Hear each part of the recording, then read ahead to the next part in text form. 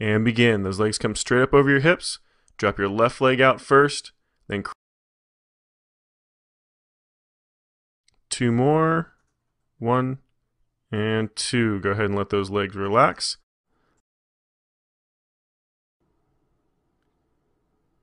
And begin. Crunch up and try to rotate those shoulders sideways. You want to try to get both those shoulders off the ground as best you can. Nice tight squeeze, reaching the abs. Nice tight squeeze. Keep those abs contracted. And there's your last one right there. Go ahead and let it relax. Next one is going to be the Pilates side hip raise. Almost done. Just one more. And let it relax. And begin. Bring that hip up nice and high. Same thing, you're going to try to pull that right shoulder down towards that right hip. Get a nice tight squeeze in that oblique. And let that hip drop back down, but don't completely touch. Keep a little bit of a hover. Almost done. Just got one more. And begin. Lean back, keep that chest nice and straight. You want a nice straight line through that torso. Rotating left to right as far as you can. It's more about range of motion than it is about how fast you can do it. Now for the easier version, you can keep your feet on the ground just like we're doing here. Almost done. And let it relax. Alright, move. And begin. Get those legs up there nice and high.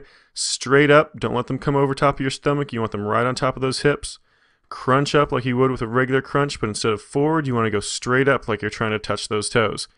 The higher you get up towards those toes, the more those abs are going to have to work. Almost done. Just one more. And let it relax.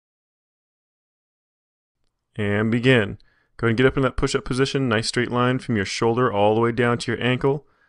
Alternating legs, lifting one then the other. Try to keep those hips as stationary as possible. Almost done. Just one more on each side.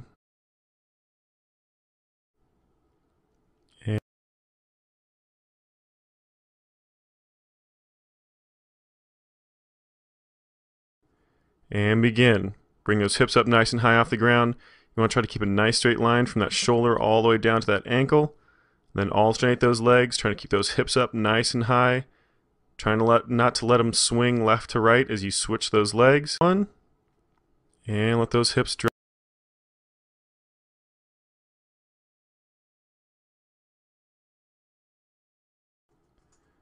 And begin. Those knees come up to that tabletop position. 90-degree on that knee, 90-degree on that hip. Make sure that knee is directly above that hip joint, doesn't come in any further over top of that stomach. Then nice and slow, alternate those legs. We're almost done, just a few more repetitions. And there's your last one right there. And go ahead and let it relax. And begin. Come up onto that tailbone. Tuck those knees in nice and close to your chest as you crunch forward. And then lean back, nice straight back as you kick those legs out away from you. Those hands back behind you, there for a little bit of support. If you want to make this exercise more difficult, 2 left. And let it relax.